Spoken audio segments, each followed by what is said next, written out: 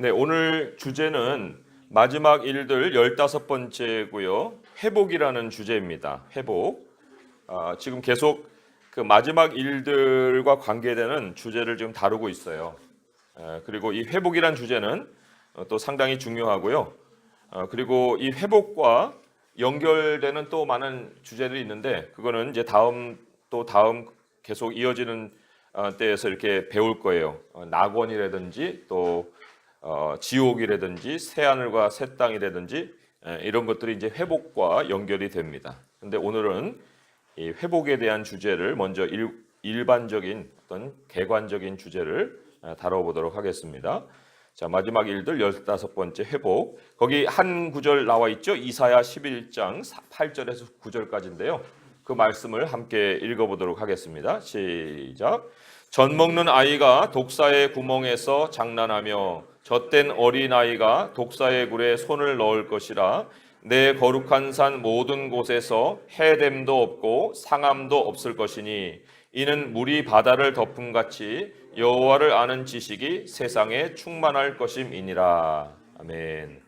예, 포인트 3개가 있습니다. 그거를 잠깐 먼저 보면은요. 첫 번째는요. 회복의 시작은 죄사함이다. 이렇게 나와 있고요. 또 3페이지에 보시면 양면으로 되어 있습니다. 그래서 3페이지에 보시면 두 번째 포인트가 그리스도인은 현재 회복의 날을 살고 있다. 이렇게 되어 있고요. 그 다음에 뒷페이지로 넘기시면 마지막 세 번째 포인트가 회복의 완성은 예수님의 재림이다. 이렇게 되어 있습니다. 그래서 구체적인 내용을 이제 또 한번 보도록 하겠습니다. 회복의 시작은 죄사함이다. 거기에 그 중간에 이제 찾아보는 성경 구절이 있는 데까지 한 목소리로 같이 읽어보도록 하겠습니다. 시작. 하나님의 창조는 아담과 하와의 죄악으로 망쳐진 것일까? 만물은 하나님이 창조하신 목적을 펼쳐보기도 전에 사람의 죄악으로 말미암아 실패작이 되어 버렸는가? 하나님은 이사야 선지자를 통해 이 질문에 대한 답을 찾을 수 있는 실마리를 제공하셨다. 내 입에서 나가는 말도 이와 같이 헛되이 내게로 되돌아오지 아니하고 나의 기뻐하는 뜻을 이루며 내가 보낸 일의 형통함이니라. 만물은 하나의 예외 없이 모두 다 하나님의 말씀으로 창조되었다.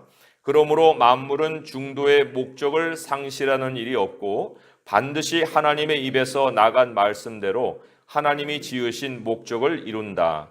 우리가 생명책이란 주제에서 배운 것처럼 예수 그리스도를 통한 하나님의 구속하심이 사람의 죄로 인해 발생하지 않고 창세전에 하나님이 계획하신 뜻에 따라 진행된 일이듯이 만물이 아담과 하와의 죄로 인해 현재 어그러진 모양을 지니고 있지만 하나님이 창세전에 창조세계를 향해 가지셨던 계획은 하나님의 섭리 안에서 정해진 길대로 어김없이 진행되고 있는 것이다.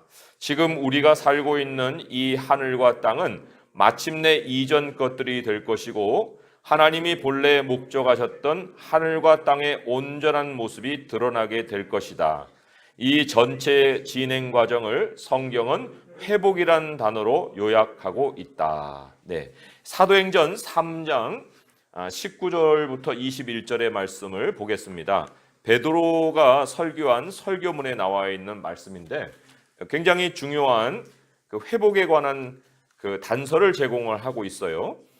그래서 이 사도행전 3장 19절에서 21절까지 말씀을 한 목소리로 같이 읽어보도록 하겠습니다. 신약성경 191쪽에 있습니다. 사도행전 3장 19절에서 21절입니다. 읽어볼까요? 시작. 그러므로 너희가 회개하고 돌이켜 너희 죄 없이 함을 받으라. 이같이 하면 새롭게 되는 날이 주 앞으로부터 이를 것이요 또 주께서 너희를 위하여 예정하신 그리스도 곧 예수를 보내시리니 하나님이 영원 전부터 거룩한 선지자들의 입을 통하여 말씀하신 바 만물을 회복하실 때까지는 하늘이 마땅히 그를 받아두리라. 여기에 마지막 절에 회복이라는 말이 나옵니다. 만물을 회복하실 때까지. 그런데 이 만물을 회복하신다는 것이 아담과 하와가 죄를 져서 비로소 계획이 바뀌어가지고 된 거냐? 그게 아니라는 거예요. 하나님은 창세전에 온전한 창조 계획을 갖고 세상을 창조하셨기 때문에 이 회복이라는 것도 어김없이 일어나는 하나의 그 계획 속에 포함이 되어 있는 거죠. 그런데 그 회복이 이루어지기 전에 첫 번째로 되는 일이 19절에 보면은 회개하고 돌이켜 죄 없이 함을 받으라. 이 죄 사함으로 시작을 합니다. 회복은. 그리고는 이제 중간에 모든 단계를 채우는 내용이 새롭게 되는 날이 주 앞으로부터 이를 것이요. 그래서 지금 우리는 새롭게 되는 날을 살고 있습니다. 날마다 우리 안에 속사람이 새롭게 된다고 성경은 얘기하잖아요.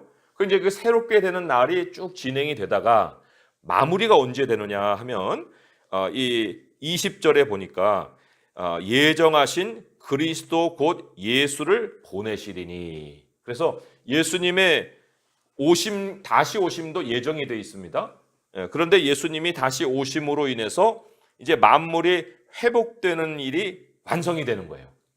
그때까지는 예수님을 하늘이 마땅히 받아두고 그 예수님의 때가 되면 오셔서 이제 모든 만물이 하나님의 창조의 목적에 맞게 온전하게 완성이 되는 겁니다. 이런 엄청난 그림을 이 성경이 우리에게 세 구절 안에서 요약해서 보여주고 있습니다. 참 놀랍지 않아요? 예.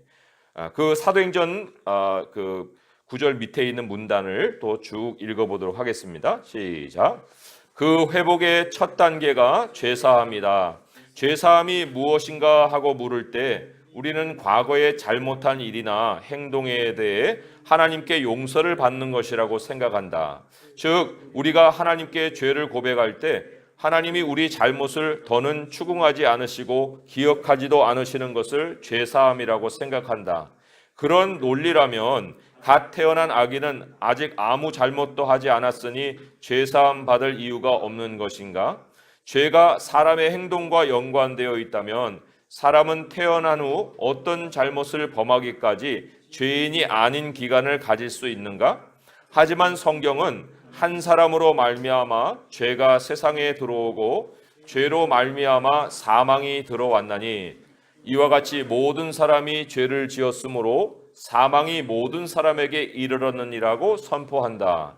모든 사람이 예외 없이 아담이라는 존재 안에 들어있고 그래서 아담의 죄로 인해 그 이후 태어나는 모든 사람은 아직 행동으로는 죄를 짓지 않아도 죄를 가진 존재로 태어난다는 것이다. 죄가 행동에 있지 않고 존재에 있는 것이다. 사람이 아무리 자신을 개인적인 존재로 인식하려고 해도 자신의 육체가 반드시 죽는다는 사실이 아담의 죄를 지니고 있다는 증거이다. 또한 하나님의 계시가 없이는 누구도 스스로 하나님을 깨닫고 시인할 수 없다는 것이 아담의 영적 죽음을 자신의 몸에 지니고 있다는 증거이다. 그러므로 사람은 아담의 존재를 벗어나지 않는 이상 어느 누구도 자신 안에 죄를 떨어낼 수 없다. 그러므로 죄사함이란 행동을 용서받는 것이 아니라 존재가 변화하는 것이다. 그렇다면 사람의 존재 변화는 어떻게 일어나는가? 이 질문에 대해서 우리가 좀 답하기 전에 우리가 육적 죽음과 영적 죽음이라는 것을 좀 창세기에서 확인해 볼 필요가 있어요. 죄라는 것이 어떤 행동으로만 나타나는 것이 아니고요. 하나님과 끊어지는 관계를 얘기하는데요. 그 끊어짐에는 육적인 끊어짐도 있고 영적인 끊어짐도 있습니다. 창세기 3장 19절과 24절은 육적인 사망과 영적인 사망을 같이 말씀을 해주고 있어요. 그래서 창세기 3장 19절을 읽어보고 24절을 읽어보겠습니다. 19절부터 읽어봅니다. 시작. 내가 흙으로 돌아갈 때까지 얼굴에 땀을 흘려야 먹을 것을 먹으리니 내가 그것에 취함을 입었음이라 너는 흙이니 흙으로 돌아갈 것이니라 하시니라. 이게 이제 육적인 사망입니다. 근데 24절로 쭉 내려오셔서 또 한번 읽어볼게요. 시작. 이같이 하나님이 그 사람을 쫓아내시고 에덴 동산 동쪽에 그룹들과 두루 도는 불칼을 두어 생명나무의 길을 지키게 하시니라. 여기에는 이제 생명나무가 나옵니다. 이 생명나무는 말씀을 얘기하는 겁니다. 그래서 사람이 육체적으로도 사망을 겪지만 영적으로도 사망을 하죠. 근데 영적 사망이 뭐냐면 하나님의 말씀으로 나오는 길이 막히는 거예요. 예. 사람이 여기 있지만 하나님의 말씀을 스스로 깨달아서 하나님께로 도달할 사람이 없는 겁니다. 그러니까 하나님께서 말씀을 주셔야 사람이 비로소 그 말씀을 가지고 하나님께로 나오는 길이 열리는 것이지, 스스로는 하나님께 나올 수 없는 이 일이 왜 벌어졌느냐 하면 이게 바로 아담 때문에 벌어진 일이라는 거예요. 그래서 나는 아담하고 상관없어요. 아담은 아담의 죄를 졌고 나는 나지. 왜 아담과 나를 연결시킵니까? 아무리 주장을 해도 그럼 당신 안 죽어요?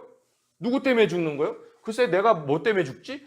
그 아담 때문에 죽는 거예요. 아담 안에 있는 모든 인류다. 그래서 이 죄 사함이라는 것은 이 아담을 벗어버려야만 죄가 없어지는 거지, 아담 안에 있으면 여전히 우리가 아담의 모든 운명을 같이 짊어지는 거예요. 그래서 육적으로도 죽고 영적으로도 죽는다.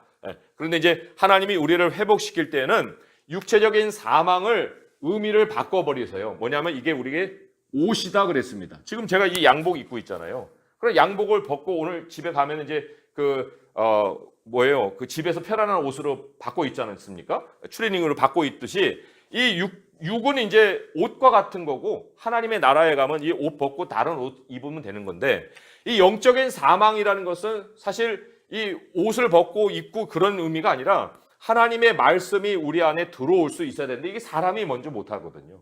근데 하나님이 우리의 귀를 열어주시고 눈을 열어주셔서 말씀을 듣게 하셨기 때문에 영적인 사망을 우리가 벗어버린 거다. 이런 이제 의미로 우리가 생각을 해볼 수가 있습니다. 그런데 이제 문제는 뭐냐면 이러한 존재가 변하는, 아담을 벗어버리는 이러한 일이 어떻게 일어나느냐, 이제 그 질문을 먼저 던진 거예요. 자, 그럴 때 창세기 그 밑에 말씀부터 또 문단을 읽어보도록 하겠습니다. 시작. 하나님은 아담을 하나님의 형상으로 지으셨다. 아담을 통해 하나님의 영광, 곧 그리스도의 영광을 드러내시려고 그를 지으셨다. 이것은 아담이 스스로는 독립적으로 완성된 존재가 아니라 그리스도가 아담의 완성이심을 말해준다. 아담은 살아서 그리스도의 형상으로 변화되어 온전한 사람으로 완성되어야 했다. 그러나 아담의 죄로 인해 그 변화의 과정은 중도에 그쳐버렸다. 즉 아담이 살아서 그리스도의 형상으로 변화되는 일은 끝나버린 것이다. 그렇다고 아담을 하나님의 형상, 곧 그리스도의 형상으로 창조하신 하나님의 창조 목적이 실패한 것이 아니다.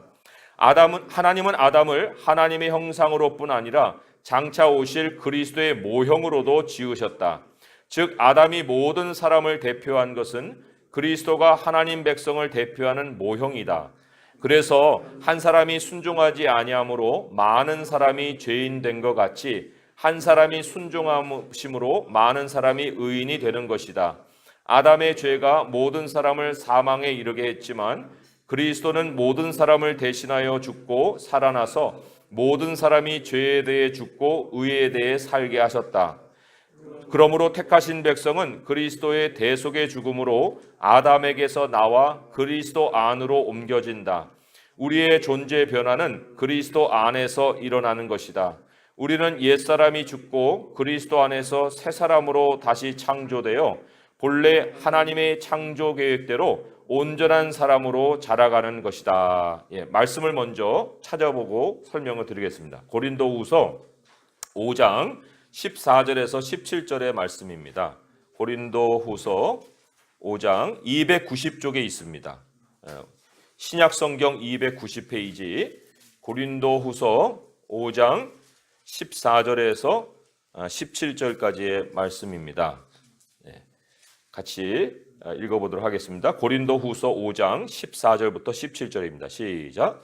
그리스도의 사랑이 우리를 강권하시는도다.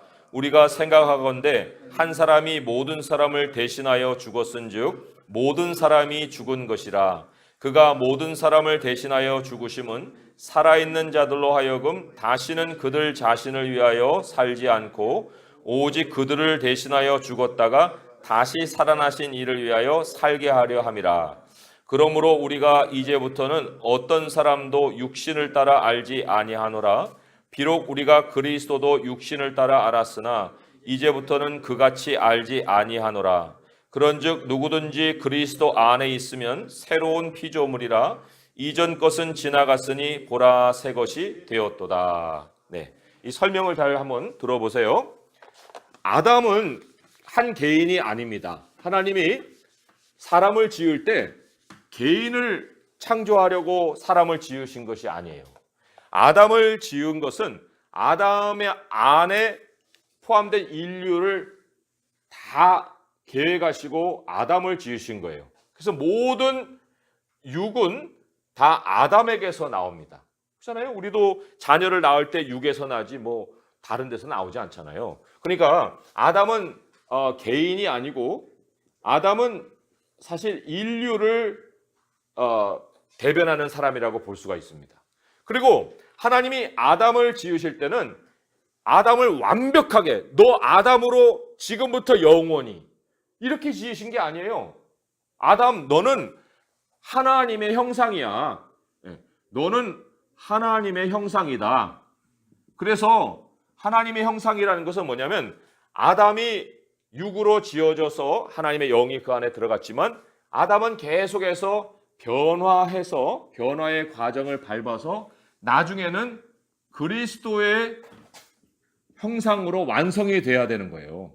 우리 성도님들도 이제 하나님이 우리를 부르시면 그 나라 가가지고 이 모양으로 가는 게 아니죠. 예수님이 부활하셔서 변하신 것처럼 우리도 지금은 이 모양이지만 그러나 그 나라 가서도 저는 저의 이름을 가지고 저는 저의 삶의 기억을 가지고 가요. 그러나 그러한 이름과 기억을 가지고 있다고 해서 이 육적인 몸을 가지고 가는 게 아니라 그리스도의 형상으로 다 변화한다고 그랬습니다. 다 변화예요. 그런데 아담이 본래 지을 때 하나님의 형상으로 지어졌기 때문에 아담은 하나님의 말씀을 따라 쭉 살다가 그 안에 그리스도의 형상이 온전해지면 나중에는 자연스럽게 엘리야가 들려 올린 것 같이 에녹이 들려 올린 것 같이 그리스도의 형상으로 바뀌었어야 되는데 그런데 여기서 실패를 하고 마른 거예요. 죄를 졌기 때문에 하나님께 분리됐잖아요. 하나님께 분리가 되는데 어떻게 자기가 하나님의 형상으로 바뀌어갑니까? 도무지 그건 일어나지 않는 거거든요. 그러면 이 아담이 이렇게 하나님의 형상으로 지어졌지만 실패했다고 해서 그러면 이 과정조차도 다 취소가 됐느냐? 취소가 될 수가 없어요. 왜요? 하나님의 창조 계획은 온전한 것을 향해 가고 있기 때문에 이루어져야 되는 거예요. 말씀으로 창조하신 일이. 그래서 그리스도의 형상으로 변화가 돼야 되지만 아담은 결국 중도 하차를 해버렸는데 이걸 어떻게 해결할 거냐? 이게 이때 가서 해결하는 것이 아니라 하나님이 이미 창세전에 회복이라는 계획을 가지고 계셨다는 거예요. 그러면 여기서 회복되는 일은 다른 것이 아닙니다. 아담은 하나님의 형상으로도 지어졌지만 그리스도의 모형으로도 지어졌다고 로마서는 말을 하고 있어요. 모형이라는 건 뭐냐면요, 타입입니다. 그래서 우리가 자동차도 실제 자동차가 있는가 하면은 그거를 50대 1로 축소해가지고 만드는 모형도 있잖아요. 그 모형을 만지작 하다가 실제를 보면 와 이게 이거였어 이렇게 되는 거잖아요. 그러니까 우리가 성막이나 이런 것도 하나님의 성막도 우리가 이 땅에다 지어놨지만 이 원형은 어디 있습니까? 하나님의 나라에 있는 거예요. 그렇지만 그거를 이 땅에다가 만들어 놓으니까 모형이 되는 거죠. 이건 원형이 아니에요. 근데 아담이 뭐라고 했냐면은 그리스도의 모형이라고 이렇게 성경은 얘기한단 말이죠. 그러니까 아담 자체가 온전한 존재가 아니고 아담을 만지작거리다가 나중에 가보면 이 그리스도였네? 이렇게 되는 거거든요. 근데 아담이 어떤 모형이냐면 인류 전체를 품고 있는 존재로서 아담이라는 거예요. 인류 전체를. 그런데 이 아담이 인류 전체를 안고 타락을 해버렸잖아요. 그러면 개별적으로 그러면 다 뭐 하나님을 찾아 나가야 됩니까? 그럴 수도 없어요. 사람은 그렇게 지어지지도 않았거든요. 이 전체적인 구조 안에 다 지어졌기 때문에 이 개별적인 사람들이 다 어떤 계획을 가지고 자기 나름대로 살아가는 게 아니고 이 아담은 그리스도의 모형이니까 진짜 모형이 나타나셔서 이 하나님의 백성을 담으시면 되는 거예요. 개별적인 것이 아니라. 이 사람들은 지금 자기들이 어떤 모양으로 살고 있는지도 잘 몰라요. 그러나 하나님이 택하신 백성들을 다 그리스도 안으로 모으는 하나님의 일이 있습니다. 그러면 이 사람들에게 개별적으로 다 십자가를 져서 죄값을 치르게 하는 게 아니라 그리스도 당신이 이 혼자서 다 모든 것을 짊어지시면 그 영향이 다 이 사람들에게 간다는 거죠. 그 아담이 죄져서 인류가 타락한 것처럼 그리스도가 대속의 죽음을 죽으심으로 이 사람들 개별적으로 죄사함이 있는 것이 아니라 다 그리스도 안에서 죄가 다 사해진다는 거예요. 그 구속이 일어나고 그게 바로 아담은 그리스도의 모형이다 이런 얘기죠. 그래서 성경은 굉장히 중요하게 얘기하는 것이 뭐냐면 그리스도 안이다 이런 표현을 많이 합니다. 그리스도 안이다. 그래서 우리가 하나님의 형상으로만의 아담이 아니라 그리스도의 모형으로서의 아담을 이해를 해야만 하나님이 사람을 창조하신 그 창조 원리를 알게 되는 거죠. 그 창조 원리를 모르면 계속 개인적으로 모든 걸 생각하는 거예요. 그럼 개인적으로 될 수 있는 것이 하나도 없습니다. 우리는 다 그리스도가 이루신 일의 혜택을 보는 사람이에요. 거의 플러스를 할 수가 없는 사람이죠. 그래서 다시 한번 이제 고린도 그 후서 밑에 있는 문단으로 돌아와서 이제 죄사함을 좀 정리를 해볼 필요가 있습니다.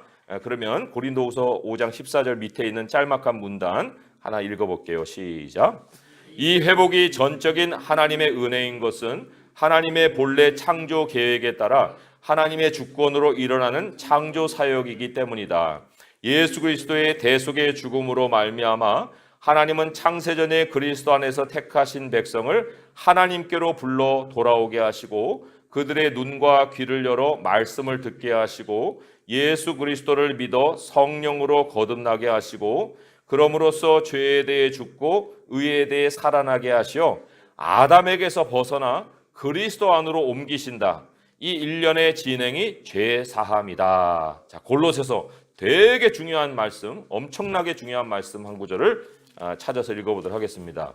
골로새서 1장 13절에서 14절이고요. 신약성경 324쪽에 있어요. 324쪽 골로새서 1장 13절에서 14절의 말씀입니다.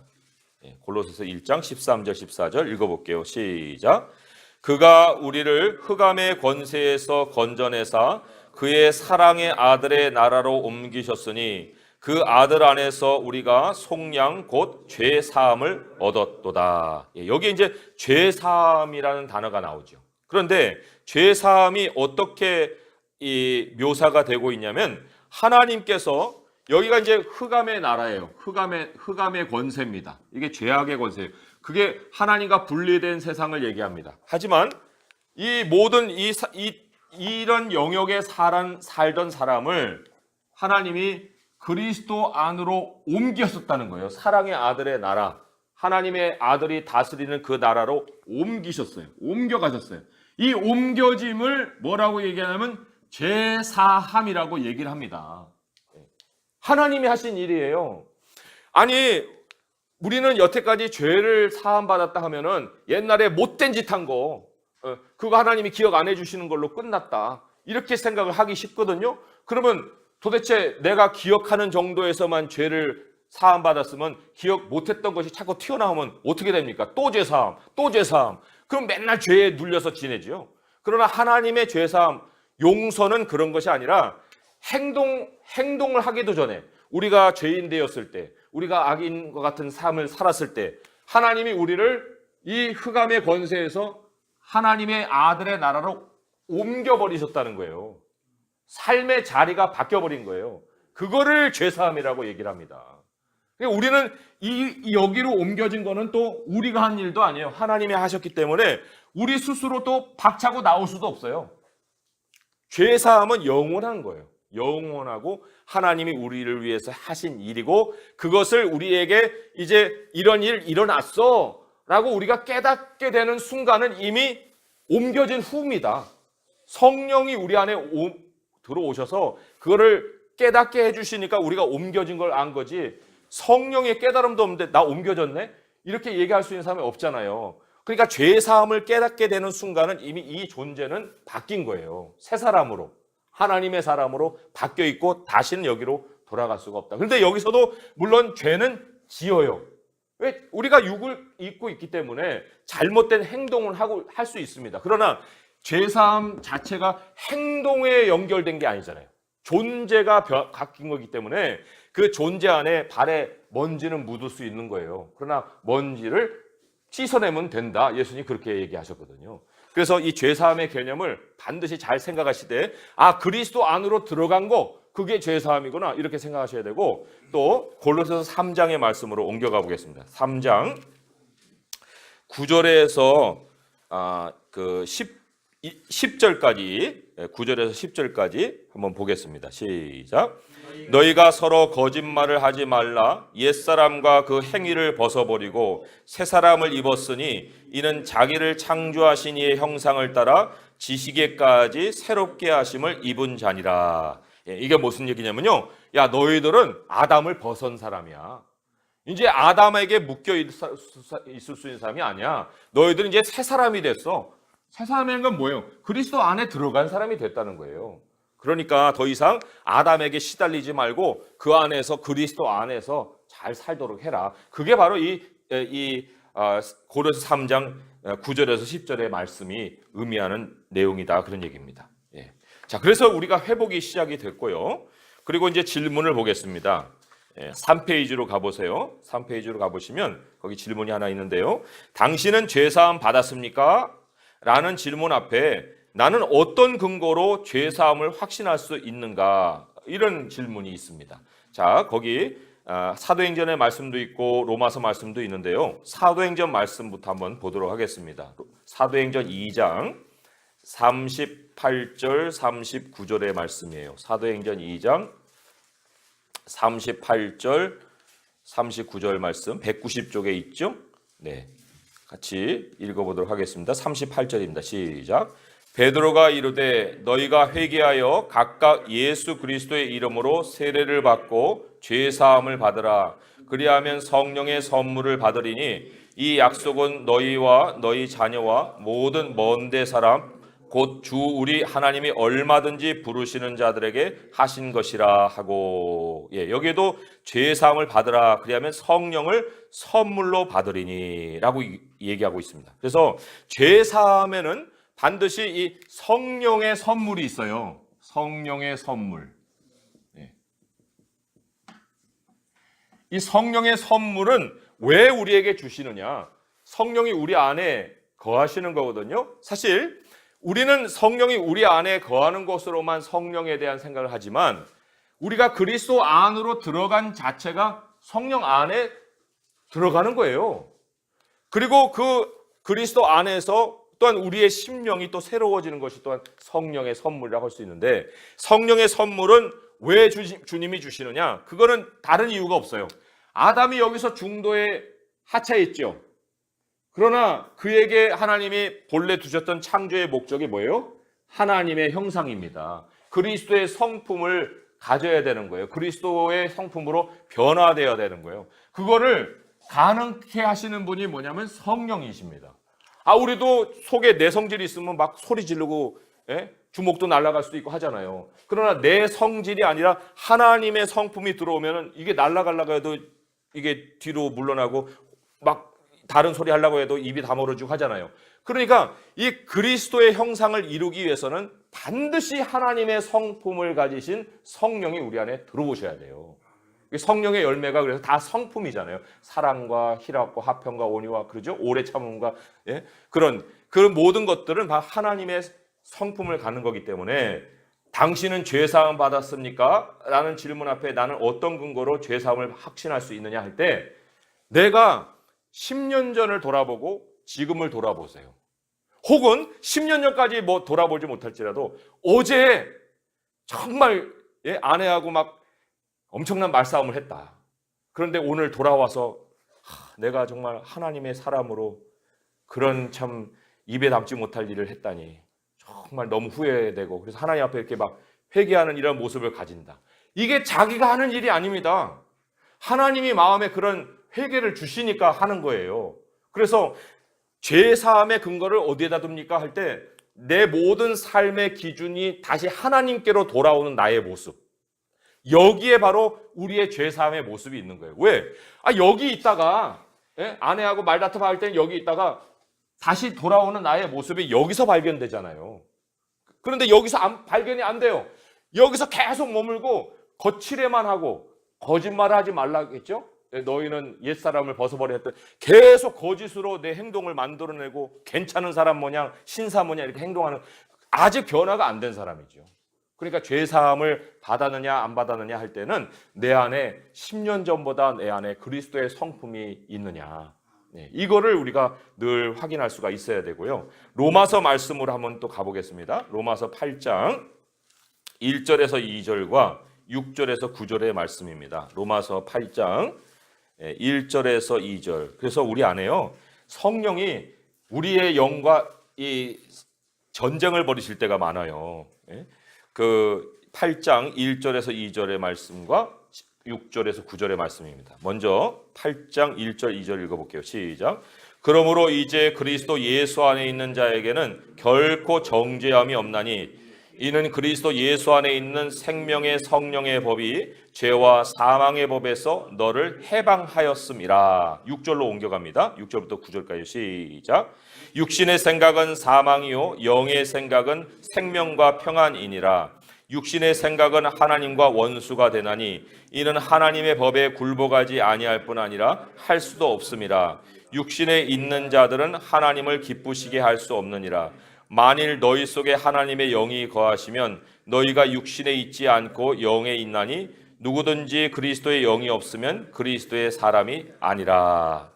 그래서 여기 보면 정죄라는 단어가 나옵니다. 8장 1절에 정죄.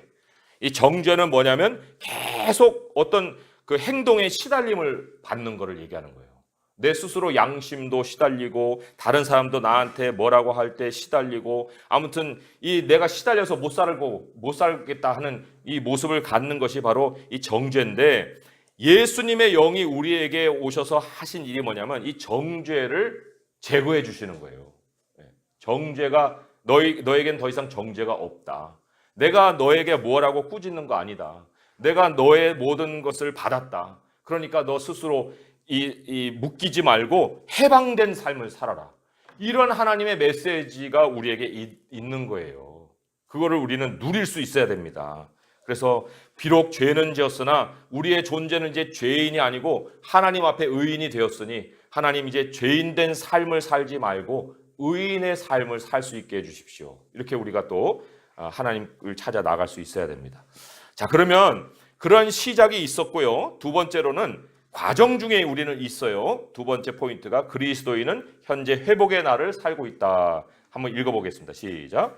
베드로 사도는 너희가 회개하고 돌이켜 너희 죄 없이 함을 받으라. 이같이 하면 새롭게 되는 날이 주 앞으로부터 이를 것이요 라고 외쳤다.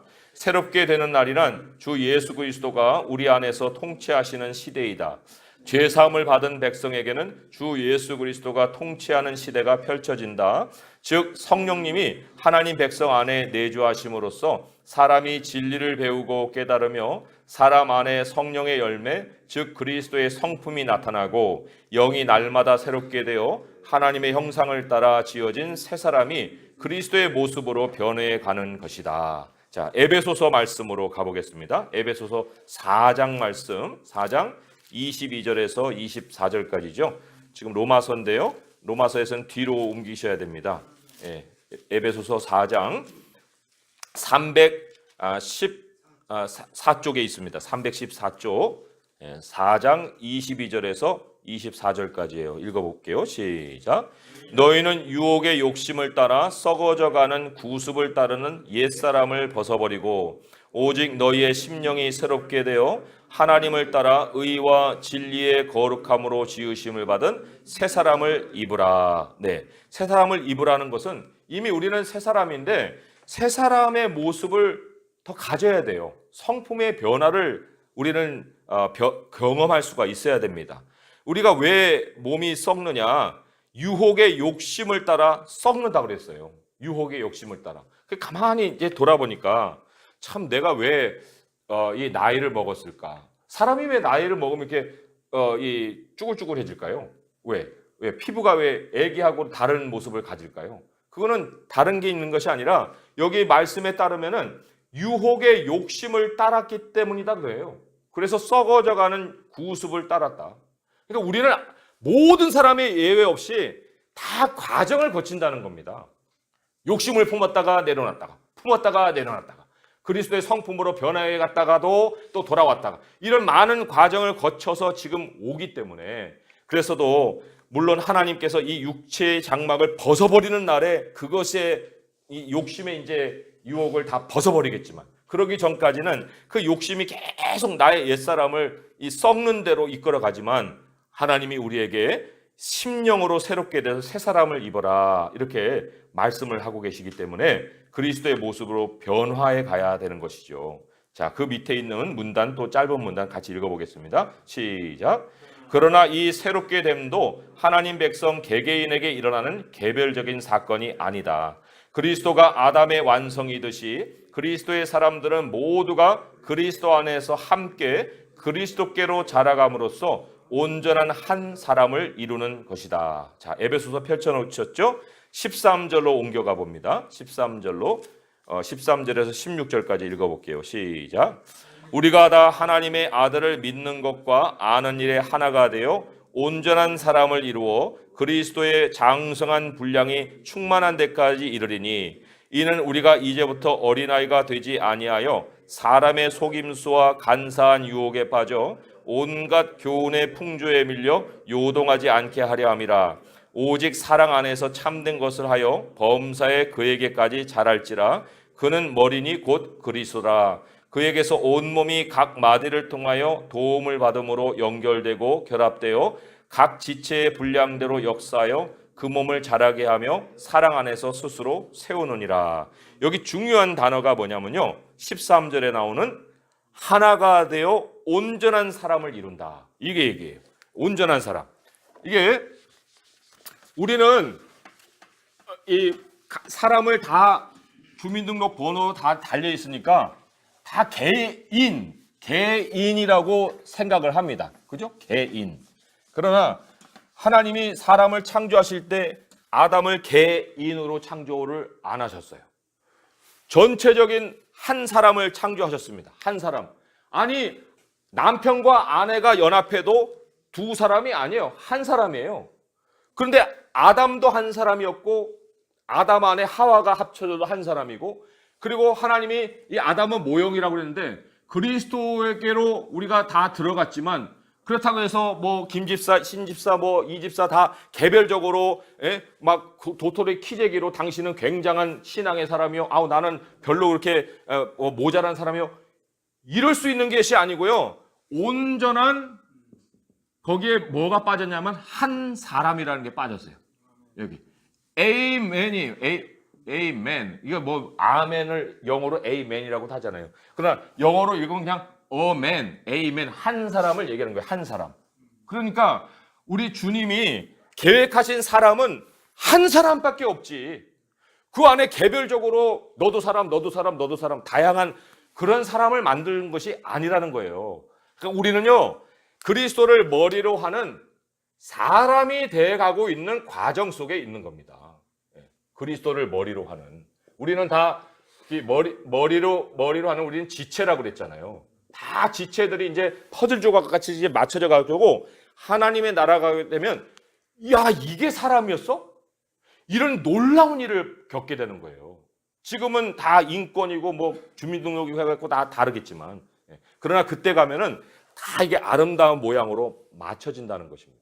에베소서에 그 한 사람에 대한 얘기가 또 나와요. 어디에 나오냐면요, 2장 15절을 한번 보세요. 2장 15절에 보게 되면 이런 말씀이 있죠. 시작. 법조문으로 된 계명의 율법을 폐하셨으니 이는 이 둘로 자기 안에서 한 새 사람을 지어 화평하게 하셨다. 여기도 한 새 사람이 나오죠. 한 새 사람. 옛날에 그 대우에서 나온 자동차가 하나 있었어요. 무슨 자동차입니까? 뉴망이 나왔죠. 대우입니까? 네. 대우에서 뉴망차가 있었어요. 뉴망차가 뭐냐면 뉴맨이에요. 뉴맨. 예. 근데 이 뉴맨이 뭐냐면 성경에서는 A man이라는 거죠. A new man. 한 새 사람. 그러니까 교회는요, 다양한 사람이 모여서도 한 사람이 만들어지는 곳이에요. 그리스도와 함께. 그러니까 자기가 떨어져 나갈 수가 없습니다. 근데 이게 왜 그러냐? 하나님이 본래의 창조의 계획에 따라서 그 계획을 정해 놓으셨기 때문에. 그래서 우리가 이 회복의 날을 겪고 있다라고 할 때 절대로 개별적인 생각을 할 것이 아니라 정말 하나님 안에서 한 덩어리의 사람으로 지어져 가고 있다는 이 생각을 하셔야 되고요. 말라기서도 한번 읽어볼 필요가 있습니다. 말라기는 마태복음 직전에 있는 구약의 마지막 책이잖아요. 거기도 굉장히 그 중요한 말씀을 남기셨어요. 말라기 2장 15절의 말씀이죠. 말라기 2장 15절의 말씀. 같이 한번 읽어보도록 하겠습니다. 말라기 2장 15절 시작. 그에게는 영이 충만하였으나 오직 하나를 만들지 아니하셨느냐? 어찌하여 하나만 만드셨느냐? 이는 경건한 자손을 얻고자 함심이라. 그러므로 내 심령을 삼가 지켜 어려서 맞이한 아내에게 거짓을 행하지 말지니라. 네, 하나님은 영이 남아도시는 분이에요. 그 성령을 주고도 성령을 계속 충만하게 해주시잖아요. 그런데 그렇게 영이 남아도시는 분인데도 한 사람을 줬어요, 아담을. 아니 창조 때 하나님이 100만 명을 지을 수도 있고 1000만 명을 지을 수도 있고 사람아 나타나라고 하면 뭐 수억 명이 나타날 수도 있는데 아니 그 많은 사람을 그냥 일거에 그냥 창조하지 않고 왜 한 사람을 줬을까요? 여기 그 영이 충만했지만 오늘 오직 하나를 줬다. 그건 왜요? 하나님의 계획이 마지막에 한 사람을 세우시기 때문에 그런 거예요. 경건한 한 사람. 그런데 사람들은 육으로 바뀌어갖고는 다 자기가 원하는 대로 아내를 삼고 육체적으로 살고 다 개별적인 권리를 주장하고 그러고 살고 있지 않습니까? 그러니까 다시 그리스도인이 되는 사람은 자기 개별적인 권리를 하는 것이 아니라 그리스도의 말씀 안에 함께 모여야 되는 거죠. 하나의 성령 안에서 자라가야 하는 것입니다. 자, 그래서 그 말라기 말씀 뒤에 있는 한 문장, 짧은 문장 또 읽어볼게요. 시작. 이처럼 새롭게 되는 날에 그리스도인들이 회복되어 가는 과정은 그리스도의 몸된 교회가 그리스도를 머리로 하여 건강하게 세워지는 모습으로 나타난다. 하나님의 뜻대로 교회가 지어져 완성되는 것은 아담을 창조하신 하나님의 창조 목적임과 동시에 만물을 창조하신 하나님의 창조 목적이기도 하다. 창조 목적 마지막에 교회가 있다. 이런 그 결론을 내릴 수가 있고요. 에베소서 1장 23절의 말씀을 또 한번 찾아보겠습니다. 오늘 참 여러 가지 말씀을 찾지만요. 특히 에베소서 말씀을 우리가 많이 지금 인용하고 있잖아요. 에베소서 1장 311쪽에 있어요. 311쪽 에베소서 1장 23절을 읽어보겠습니다. 시작. 교회는 그의 몸이니 만물 안에서 만물을 충만하게 하시는 이의 충만함이니라. 교회는 그의 몸이니. 그러니까 이게 뭐예요? 마지막에 완성된 사람을 우리가 무엇으로 발견하게 됩니까? 이게 교회라는 거예요. 교회. 지금은 새순교회도 있고 강남 새순교회도 있고 송파 새순교회도 있고 많은 교회가 있는 것 같지만 결국 하나님이 지어가는 모든 교회가 나중에 하나님 나라에서는 하나의 교회로 다 모이게 돼 있어요. 그리고 이 교회는 하나님이 누구시냐면요. 이게 이제 만물이라고 생각해 보세요. 만물. 이 만물은 스스로 존재를 못해요. 하나님이 채워주셔야만 만물은 공급을 받습니다. 그런데 만물 안에서 만물을 하나님이 채워가십니다. 만물을 채워가시는 이가 이 만물을 다 채우면 나타나는 게 뭐예요? 교회다 그랬어요. 교회는 만물 안에서 만물을 충만하시게 하시는 이의 충만함이다. 세상의 완성이 교회다 그런 얘기예요. 그러니까 이 얼마나 교회가 중요합니까? 그래서 우리가 하나님으로부터 충만한 공급을 받는 인생이 되려면 교회를 중심으로 살아야 되는 거예요.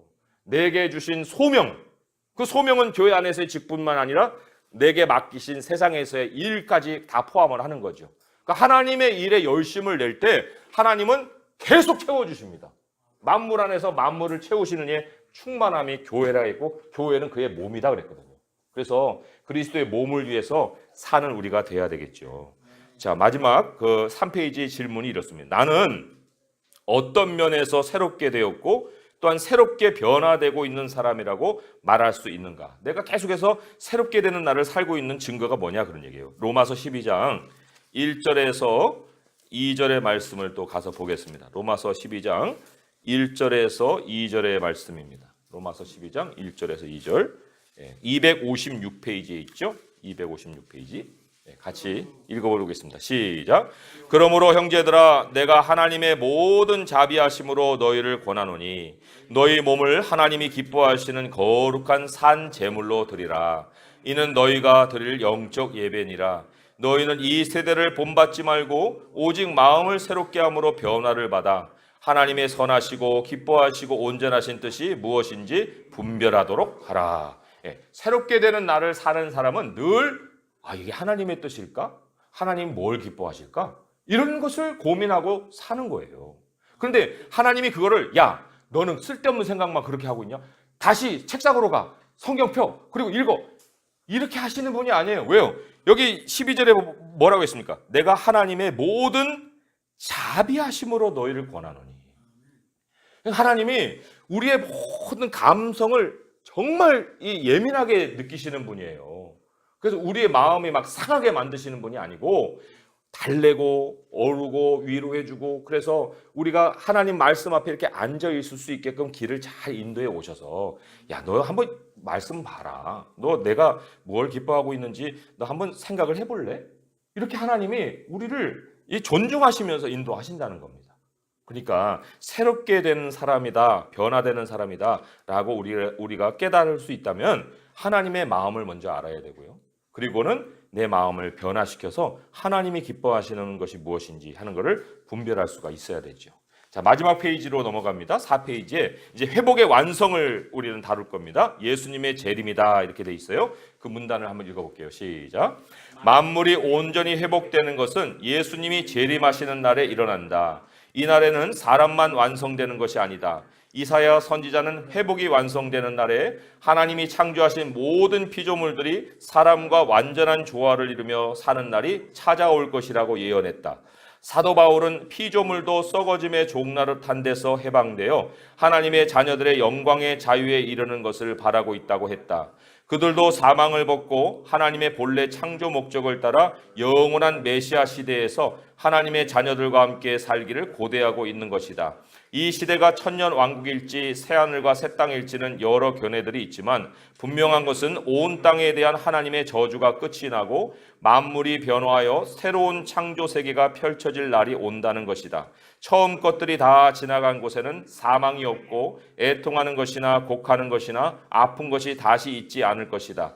에덴 동산이 하나님의 창조가 실패한 장소가 아니라 하나님의 창조가 완성되는 장소로 완벽하게 회복되는 것이다. 자, 로마서 말씀 한번 읽어보겠습니다.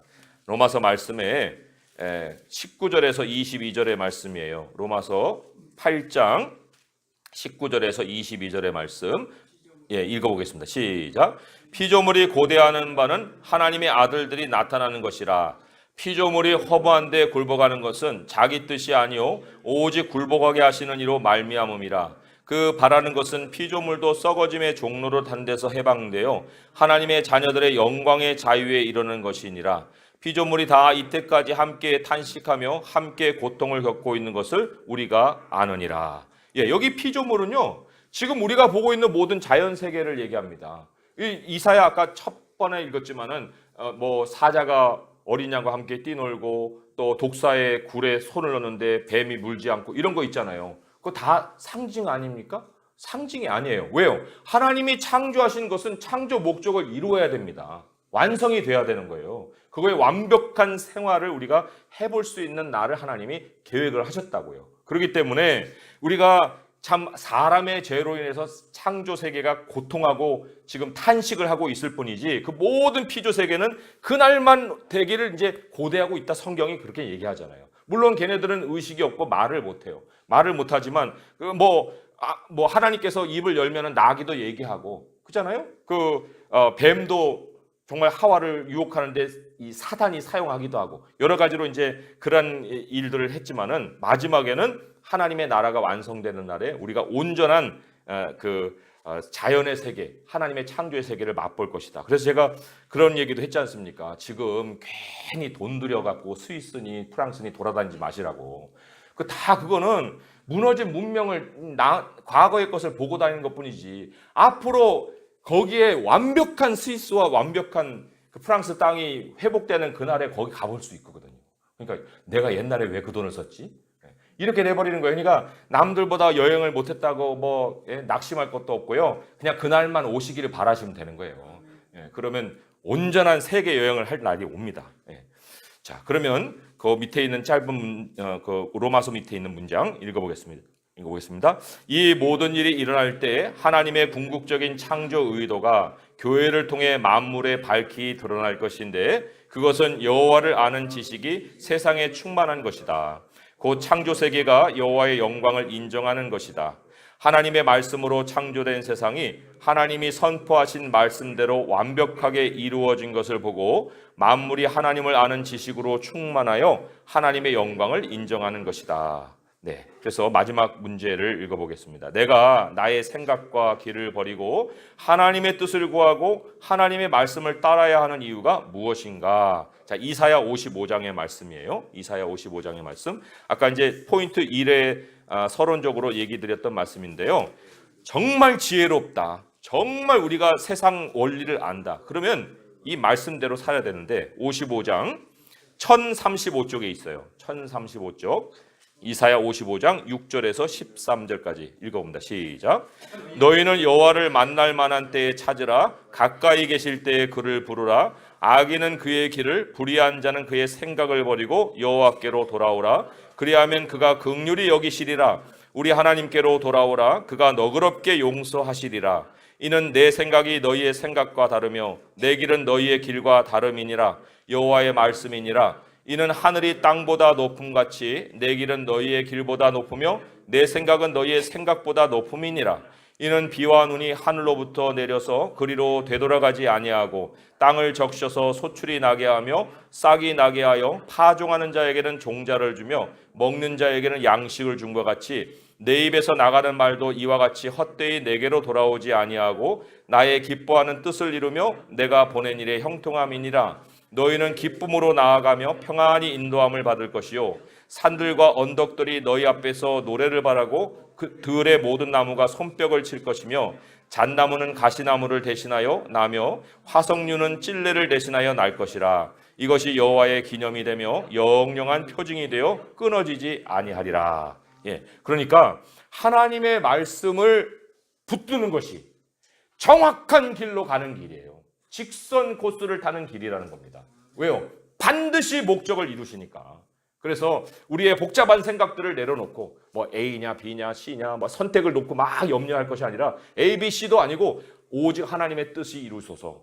그 하나님의 뜻을 바라고 나가면 마지막에 우리가 기쁨으로 나가고 평안히 인도함을 받는다 하는 하나님의 약속의 말씀이 있습니다. 그래서 우리 회복이 우리 안에서 계속해서 새로워질 뿐만 아니라 마지막에 우리 주님이 마련해 놓고 기다리시는 그 회복의 날을 정말 영광스럽게 맞이할 수 있기를 바랍니다. 자, 기도문을 제가 읽어보고요. 그리고 제가 기도 시간을 좀 드리겠습니다. 사랑의 하나님, 우리는 우리 자신 때문에도 괴로워하고 사는 환경 때문에도 고통합니다. 정말 이것이 인생이고 세상의 모든 것인가 하고 좌절할 때가 많습니다. 그러한데 하나님이 창조하신 인생과 세상이 완벽한 결말을 앞두고 있다는 말씀을 들으니 소망이 솟아납니다. 하나님께서 우리를 그리스도 안에서 거듭나게 하시고 회복해 가심을 무한 감사드립니다. 예수 그리스도의 날이 속히 오기를 모든 피조물들과 함께 고대합니다. 예수님의 이름으로 기도드립니다. 아멘.